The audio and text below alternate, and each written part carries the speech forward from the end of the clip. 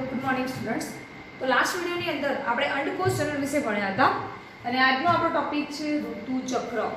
Okay, પહેલા વાત કરીએ કે ઋતુચક્ર કોની અંદર જોવા મળે છે. તો આપણને એ વસ્તુ તો ખબર છે કે ઋતુચક્ર માદામાં જોવા મળે છે. કેટલાક એક્ઝામ્પલ આપો. માદા પ્રાઇમેટ્સ,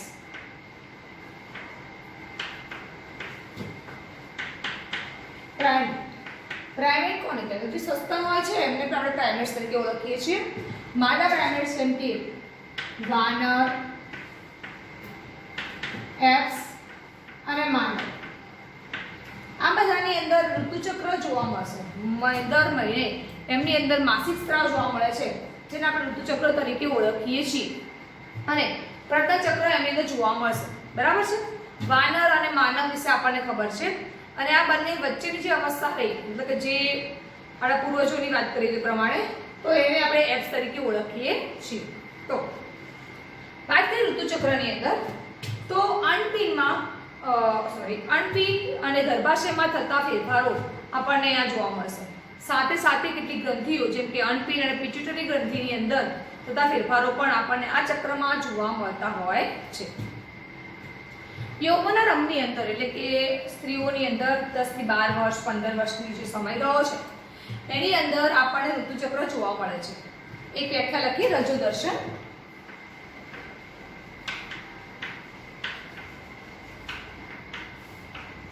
રજોદર્શન એટલે શું?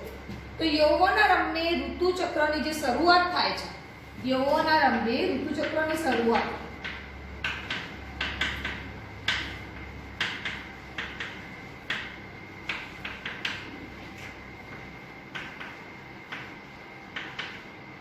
થાય છે. યૌવનારંભે ઋતુચક્રની શરૂઆત થાય એ ક્રિયાને આપણે રજોદર્શન તરીકે ઓળખીએ છીએ. આ ક્રિયા જે છે કેટલા સમય સુધી ચાલે? તો જ્યાં સુધી ઋતુચક્ર બંધ ન થાય ત્યાં સુધી આપણને રજોદર્શનની ક્રિયા જોવા મળતી હોય છે. હવે ઋતુચક્રની ક્રિયા બંધ થાય એને આપણે મેનોપોઝ અથવા તો ગુજરાતીમાં કહીએ તો રજો નિવૃત્તિ તરીકે ઓળખીએ છીએ. તો રજો નિવૃત્તિ એટલે શું?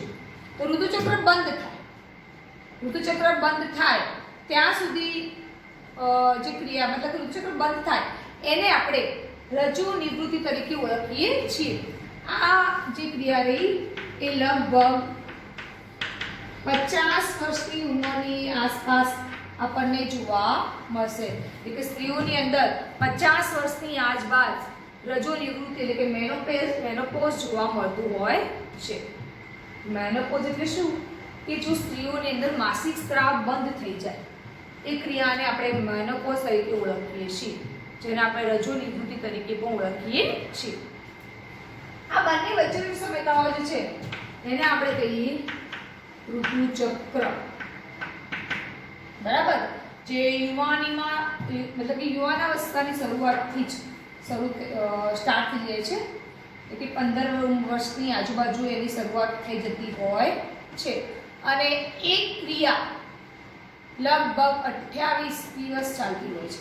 એમ કહેવાય છે કે 28 થી 29 દિવસ સુધી આ ક્રિયા ચાલે છે. 28 થી 29 દિવસ સુધી ઋતુચક્રની ક્રિયા સ્ત્રીઓમાં જોવા મળતી હોય છે. હવે આના માટે આપણી બુકના અંદર એક આકૃતિ છે, ચાર્ટ દોરેલો છે. આપણે સંગા જોતા રહીશું, એની અંગાતે જ આપણે આ ક્રિયાનો અભ્યાસ કરીશું. તો જોઈએ આપણે એની.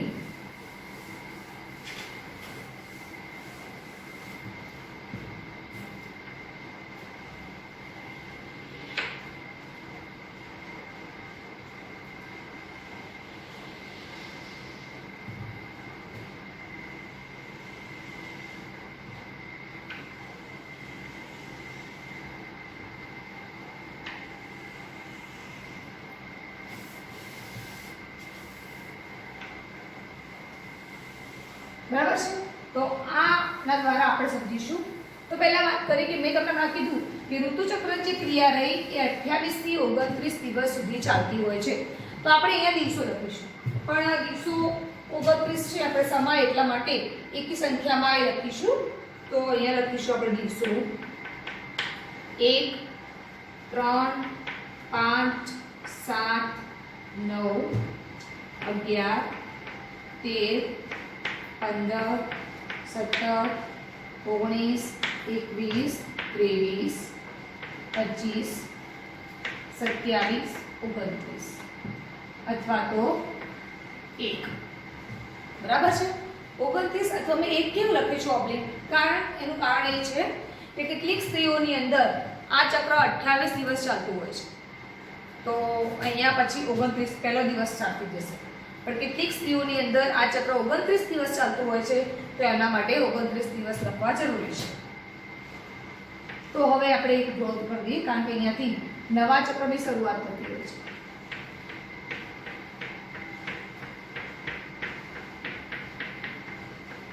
આપણે લખી દઈએ કે નવા ચક્રની શરૂઆત અહીંથી થાય છે. બરાબર છે? તો અહીંયા સુધી આપણે જે તબક્કો છે એ આટલો ઋતુચક્રનો તબક્કા છે. પહેલી વાત કરીએ કે 1 થી 5 દિવસ, જેને આપણે ઋતુસ્રાવ તરીકે ઓળખીશું. 1 થી 5 દિવસ જેને આપણે ઋતુસ્રાવ તરીકે ઓળખીશું. સ્ત્રીઓની અંદર આપણે અહીંયા જરૂરી છે કે સ્ત્રીઓની અંદર દર મહિને ઋતુચક્ર થતું હોય છે, પણ એમાં ઋતુસ્રાવ જે છે એટલે કે રુધિર સ્ત્રીના યોનિ માર્ગમાંથી બહાર નીકળવું, એન્ડોમેટ્રિયમ પડનું તૂટી અને જે રુધિર છે બધું બહાર નીકળવું, એ ક્રિયા 5 દિવસ ચાલતી હોય છે, જેને આપણે ઋતુસ્રાવ તરીકે ઓળખીશું. એના પછી 6 થી 13 દિવસ, એને આપણે કુટિકીય તબક્કા તરીકે ઓળખીશું. 6 થી 13 દિવસ, જેને આપણે કુટિકીય તબક્કા તરીકે ઓળખીએ છીએ. 14મો દિવસ, જ્યારે અંડપાત થશે, એટલે કે અંડકોષ અંડપીંડમાંથી મુક્ત થશે, એ દિવસ 14મો હોય છે. એના પછી 15 થી લઈ અને છેલ્લો દિવસ, જેને આપણે લ્યુટિયમ અથવા સ્ત્રાવી તબક્કા તરીકે ઓળખીશું. અહીંયા ન દેખાય તો તમે અહીંયા લખી દઉં છું. ઋતુચક્ર જેના અંદર પહેલું છે ઋતુસ્રાવ. 1 થી 5 દિવસ સુધી ચાલશે. એના પછીનો પોઈન્ટ છે પુટિકીય તબક્કો, જે 6 થી 13 દિવસ સુધી ચાલતો હોય છે. Then after અંડપાત, 14મો દિવસ, અને લાસ્ટ છે સ્ત્રાવી તબક્કો, જેમાં આપણે લખીશું 15 થી 28 દિવસ. બરાબર છે? હવે વાત કરીએ આપણે ડિટેલમાં. સૌ પ્રથમ આ જે ભાગ મેં દોર્યા છે એની અંદર આપણે શું લખવાનું છે તમને કહી દઉં. આની અંદર આવશે ગર્ભાશયમાં થતી ઘટનાઓ. બરાબર છે? આની અંદર લખીશું આપણે અંડપિંડીય અંતઃસ્ત્રાવ. તો એમાં શું ફેરફાર જોવા મળે છે આપણે એ અહીંયા લખવાનું છે. અહીંયા અંડપિંડીય ઘટનાઓ,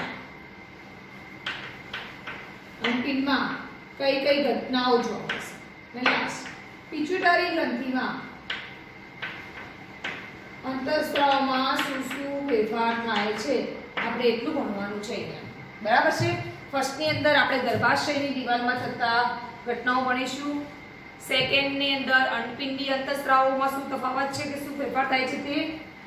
આની અંદર અંડપિંડીય ઘટનાઓ વિશે, ને સૌથી ઉપર પિટ્યુટરી ગ્રંથિની અંતઃસ્ત્રાવોમાં શું ફેરફાર થાય છે, શું જોવા મળે છે, આપણે એની ચર્ચા કરવાની છે. તો અહીંયા હું ગર્ભાશયની દિવાલો વિશે પેલા લખું છું, તમે જોતા રહેજો.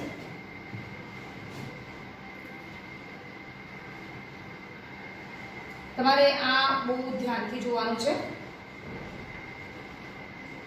અને તમારે આ ફિગર પણ તમારી નોટબુકમાં દોરતા રહેવાનું છે.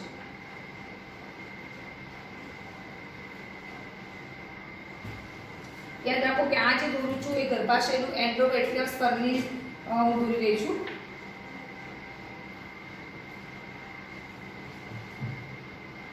આ રીતે એન્ડોમેટ્રિયમ સ્તર જે છે, બરાબર છે, થોડું નીચું કરવાની જરૂર છે. ઓકે, આ છે એન્ડોમેટ્રિયમ સ્તર. અહીંયા ઋતુસ્રાવનો તબક્કો છે, મેં રુધિરનું નિશાન કર્યું છે. અહીંયાથી પણ શરૂઆત થશે નવા ચક્રની. તો અહીંયા પણ આ ભાગ જે છે એ રુધિર સ્ત્રાવનો છે. રુધિર વાહિની તૂટવાની જે ક્રિયા થતી હોય છે એ અહીંયા થતી હોય છે. તો 1 થી 5 દિવસો જે મેં તમને કીધું એ પ્રમાણે મેં આપણે રજો દર્શન કહીશું, બરાબર છે.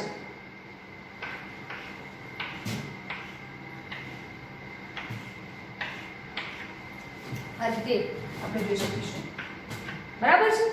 એના પછી વાત કરી અનપિંડીય અંતઃસ્ત્રાવ, જે આપણે દોરી દઈએ પહેલા, તો પછી આપણે એની ચર્ચા કરીશું.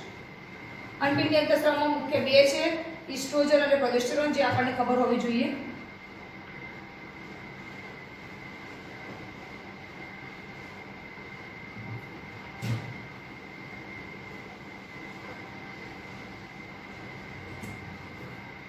આ જે છે એનું નામ છે ઇસ્ટ્રોજન.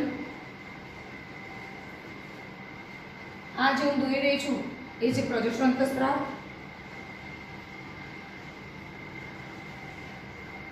આનું નામ છે પ્રોજેસ્ટેરોન, બરાબર. આ બધાની ડિટેલ પછી આપણે અહીંયા સમજીએ અને સાથે સાથે લખીશું પણ ખરા, બરાબર. હવે આપણે દર્શાવીશું અનપિંડીય ઘટનાઓ. તો આપણને ખબર છે અનપિંડની અંદર, અન્નપુટિકાઓની અંદર અંડકોષનો વિકાસ થતો હોય છે.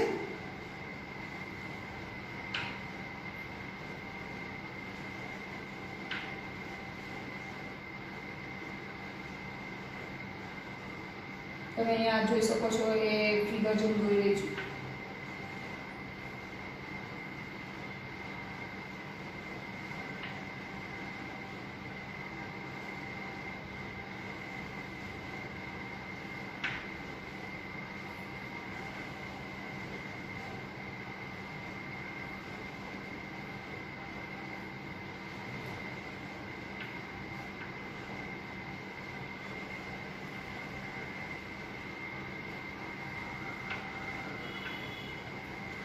હવે લાસ્ટની અંદર આપણે દોરીશું કોર્પસ લ્યુટિયમ વાળો ભાગ, એટલે કે પાર્ટ વાળો.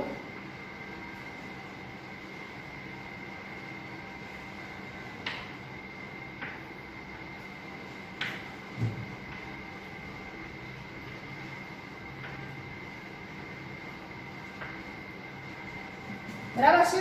આના આપણે નામ દર્શાવી દઈએ. આનું નામ છે કોર્પસ લ્યુટિયમ. આ વિઘટન પામતું કોર્પસ લ્યુટિયમ, જેની વાત મેં તમને લાસ્ટ વિડિયોની અંદર કરી હતી. આ છે પરિપક્વ પુટિકાને, જેને આપણે ગ્રાફિયન પુટિકા તરીકે ઓળખીએ છીએ. તો આને આપણે ગ્રાફિયન પુટિકા કહીશું.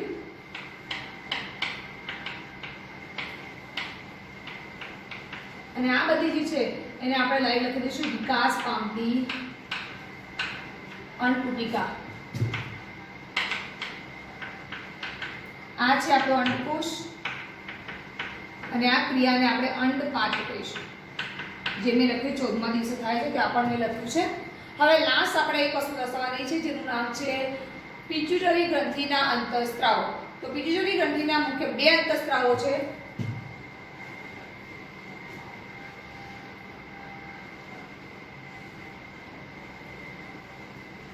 પહેલુંનું નામ છે LH અંતઃસ્ત્રાવ,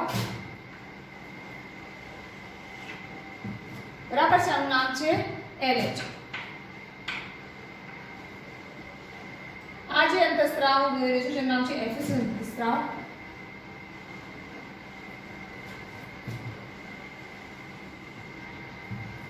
FSH. ઓકે, તો અહીંયા આપણે આકૃતિ પૂર્ણ થઈ ગઈ છે. હવે આપણે આની ચર્ચા કરીશું.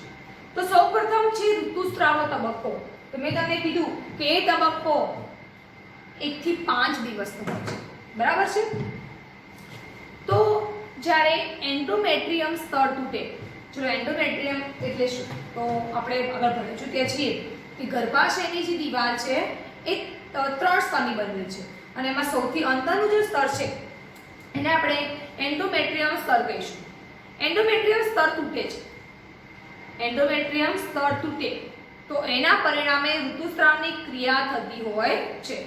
એન્ડોમેટ્રિયમ સ્તર તૂટવાનું કારણ LH અને FSH અંતઃસ્રાવો હોય છે અને એના પરિણામે ગર્ભાશયનું અંતઃસ્તર એટલે એન્ડોમેટ્રિયમ, રુધિરવાહિનીઓ અને રુધિર આ બધું જે છે એ યોનિ માર્ગ દ્વારા પ્રવાહી સ્વરૂપે શરીરની બહાર નિકાલ પામે છે. હું લખી દઉં છું. ગર્ભાશયનું સ્તરનું તૂટવું. શોર્ટમાં હું એવું લખીશ કે ગર્ભાશયના સ્તરનું તૂટવું એ ક્રિયા ઋતુસ્રાવના તબક્કાની અંદર થાય છે અને આ થવાનું કારણ કોણ છે? LH and FSH અંતઃસ્રાવ. બરાબર છે. LH અને FSH અંતઃસ્રાવો જે છે એ પોતે એમના સ્ત્રાવ ઓછો થતો હોય છે. LH અને FSH અંતઃસ્રાવનો સ્ત્રાવ અહીંયા જો આની સાથે જે સ્ત્રાવ ઓછો છે એ બંનેના સ્ત્રાવમાં ઘટાડો થાય છે જેના પરિણામે અહીંયા ઋતુસ્રાવની ક્રિયા થતી હોય છે. એના પછી વાત કરીએ. એના પછી ચર્ચા કરીએ કે ઋતુસ્રાવ ક્યાં સુધી ચાલુ. આપણે અહીંયા થોડા પોઈન્ટ છે કે ઋતુસ્રાવ ક્યારે ચાલુ રહે, ઋતુસ્રાવ ક્યારે બંધ થાય. તો વાત કરીએ કે જો ફલન નથી થતું, જો મેં તમને કાલે લાસ્ટ વિડિયોની અંદર વાત કરી હતી તમને કે દ્વિતીય પૂર્વ અંડકોષ છે એનું ફલન થશે. દ્વિતીય પૂર્વ અંડકોષનું ફલન થશે તો એ પોતે દ્વિતીય અર્ધીકરણ પામી અને અંડકોષમાં ફેરવાશે અને પછી એમાંથી ગર્ભ કે ભ્રૂણના વિકાસની શરૂઆત થશે. અહીંયા વાત એમ છે કે જો ફલન નહીં થાય તો એ દ્વિતીય પૂર્વ અંડકોષ યોનિ માર્ગ દ્વારા શરીરની બહાર નીકળી જશે અને ફરીથી નવા ચક્રની શરૂઆત થશે. તો જો ફલન નહીં થાય તો ઋતુચક્ર ચાલુ રહેશે. બરાબર છે. હવે ઋતુચક્ર ક્યારે ન થાય તો પહેલો પોઈન્ટ, જો ફલન થશે તો ઋતુચક્રની ક્રિયા થશે નહીં. હું લખું છું ક્યારે ન થાય. તો એક ફલન થાય ક્યારે? જો ફલન થશે તો ઋતુચક્રની ક્રિયા થશે નહીં. બીજો પોઈન્ટ છે મેનોપોઝ. એટલે સ્ત્રીની ઉંમર જો 50 વર્ષની આજુબાજુ કે થી વધારે થઈ ગઈ હશે તો એ પોતે નવો અંડકોષ કે આ બધી ક્રિયાઓ દર્શાવશે નહીં અને તો પછી ઋતુચક્રની ક્રિયા થશે નહીં. એના પછી જો એ સ્ત્રીને કોઈ તણાવ હોય, ટેન્શન, માસિક ટેન્શન કે એક્ઝામનું ટેન્શન તો કોઈ પણ ટેન્શન હોય તો ઋતુસ્રાવની ક્રિયા થશે નહીં. શરીરમાં અસ્વસ્થતા હશે તો પણ સ્ત્રીઓની અંદર ઋતુચક્ર અનિયમિત થઈ જાય અથવા થતું હોતું નથી. બરાબર છે. તો આ વાત થઈ ઋતુચક્રને અથવા તો ઋતુસ્રાવના તબક્કાની. તો આ ઋતુસ્રાવ ક્યારે થાય ક્યારે ન થાય એ આપણે યાદ રાખવું જરૂરી છે કારણ કે આપણને MCQsમાં એ ગમે તે ત્યાં પૂછાઈ શકતું હોય છે. એના પછી બીજો પોઈન્ટ છે પુટિકીય તબક્કો, જે આપણને 6 થી 13મા દિવસ દરમિયાન જોવા મળશે. કયો તબક્કો છે? પુટિકીય તબક્કો. 6 થી 13મો દિવસનો જે તબક્કો છે એને પુટિકીય તબક્કો તરીકે ઓળખીશું. તો એને તમે જોઈ શકો છો કે LH નો સ્ત્રાવ વધે છે. જોઈ શકો છો આપણે 6 થી 13મો દિવસ તો LH નો સ્ત્રાવ વધે છે. હું લખું LH વધે. ચલો LH નું પૂરું નામ છે લ્યુટિનાઇઝિંગ હોર્મોન અને FSH નું પૂરું નામ છે ફોલિકલ સ્ટિમ્યુલેટિંગ હોર્મોન. બરાબર છે. આ બંને અંતઃસ્રાવ પિટ્યુટરી ગ્રંથિમાંથી ઉત્પન્ન થતા હોય છે. LH નો સ્ત્રાવ વધશે તો અન્નપુટિકાનો વિકાસ શરૂ થાય છે. એટલે કે અન્નપુટિકાનો વિકાસ થશે. અન્નપુટિકાનો વિકાસ થતો હોય છે અને આપણને ખબર છે કે ઇસ્ટ્રોજનનો સ્ત્રાવ અન્નપુટિકામાંથી થાય છે. તો એના પરિણામે ઇસ્ટ્રોજનનું લેવલ પણ વધે છે.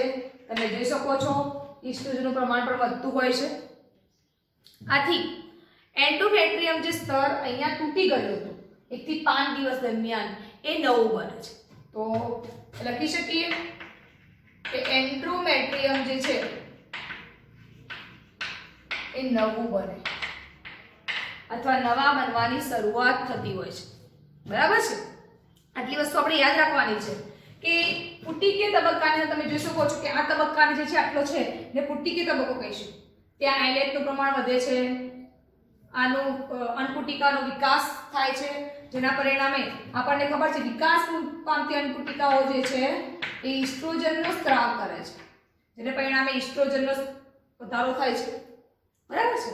અને એના પરિણામે આપણે કહી શકીએ એન્ડોમેટ્રિયમ જે સ્તર છે એ નવા બનવાની શરૂઆત થતી હોય છે. આ રીતે એન્ડોમેટ્રિયમ જે સ્તર છે એ નવું બને છે. એના પછી વાત કરીએ. એના પછીનો તબક્કો આવ્યો અંડપાતનો.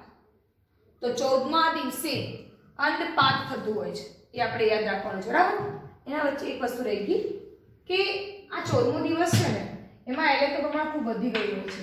એને કહીશું એલએચની પરાકાષ્ઠા. એલએચનો સ્ત્રાવ એ દરમિયાન વધારે પડતો વધી ગયો હોય છે, જેને આપણે એલએચની પરાકાષ્ઠા તરીકે ઓળખીશું. બરાબર છે. હવે લાસ્ટમાં 14મા દિવસે અંડપાત થતું હોય છે. અંડપાત એટલે શું?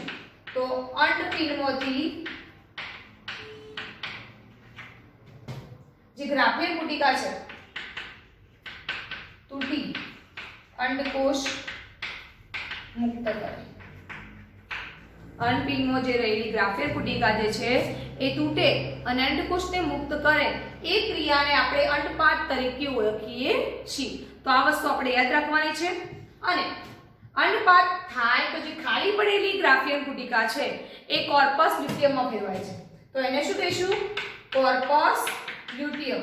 અને કોર્પસ લ્યુટિયમ જે રહ્યો એ પ્રોજેસ્ટેરોન અંતઃસ્ત્રાવનો સ્ત્રાવ કરાવે છે. બરાબર. ખાલી પડેલી જે અંડપુટિકા છે એ કોર્પસ લ્યુટિયમમાં ફેરવાય છે અને કોર્પસ લ્યુટિયમ જે છે એ પ્રોજેસ્ટેરોન અંતઃસ્ત્રાવનો સ્ત્રાવ કરાવે છે.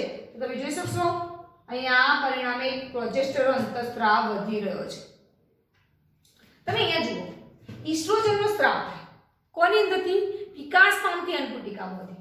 પણ જ્યારે વિકાસ પામતી અન્નપુટિકા તૂટી જાય છે ત્યારે ઇસ્ટ્રોજનનું પ્રમાણ નીચે આવી જતું હોય છે. બરાબર છે.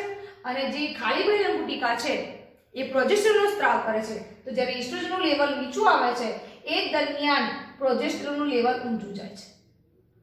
બરાબર છે. આ વસ્તુ આપણે યાદ રાખીશું.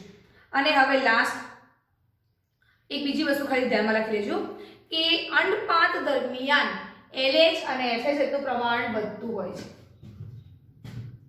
જોયું? આ ક્રિયા દરમિયાન LH and FSH વધે છે.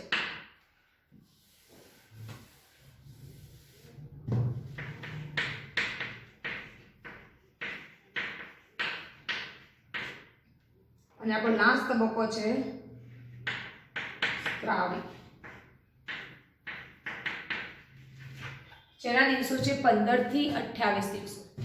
બરાબર છે. આ દરમિયાન ગર્ભાશયનું જે અંદરનું સ્તર છે એ જળવાઈ રહેતું હોય છે. એના પછી મેં લખી દઉં છું એના વિશે કે ગર્ભાશયનું અંતઃસ્તર જળવાય. ઓકે. ગર્ભાશયનું અંતઃસ્તર જળવાય છે એટલે કે એ પોતે ગર્ભધારણ માટે અનુકૂળ બને. ક્લિયર? એ હવે જો માનો કે અંડપાત થયું, અંડકોષ મુક્ત થયું. અંડકોષ મુક્ત ક્યારે થશે? જ્યારે ફલન થાય તો. અને ફલન થશે તો આ અંડકોષ જે છે એ ફલિત થયા બાદ ગર્ભાશયની દીવાલમાં સ્થાપિત થશે. તો ગર્ભધારણ માટે પોતે અનુકૂળ બનશે. એના પછી આપણે એવું કહી શકીએ કે રુધિર વાહિનીઓ જે અંદરનું સ્તર છે એ રુધિર વાહિનીઓ યુક્ત બનશે અને જાડું પણ બનતું હોય છે. એન્ડોમેટ્રિયમ સ્તર રુધિર વાહિનીઓ યુક્ત અને જાડું બને છે અને ગર્ભ સ્થાપન માટે એ સંપૂર્ણ રીતે તૈયાર થઈ જતું હોય છે. મિત્રો આ જે આખું આપણું જે છે એ ઋતુચક્ર છે. ઋતુચક્રની અંદર આટલા બધા ફેરફારો આપણને જોવા મળે છે. એક સાઈડમાં કોલમ આપણને એવું પણ આપ્યું છે કે સ્ત્રીઓએ ઋતુચક્ર દરમિયાન શારીરિક સ્વસ્થતા જાળવવી ખૂબ જ જરૂરી છે. તે પોતે આ દરમિયાન ઘરે બનાવેલા સુતરાઉના નેપકિન અથવા બજારમાં મળતા સેનેટરી નેપકિનનો ઉપયોગ કરી શકે છે. બરાબર છે. અને એ દરમિયાન દર 4-5 કલાકે એ નેપકિન બદલવા જરૂરી છે, જેથી કરીને એને યુરિનમાં કોઈ ઇન્ફેક્શન ન લાગે. શારીરિક સ્વચ્છતા ખૂબ જ જરૂરી હોતી હોય છે.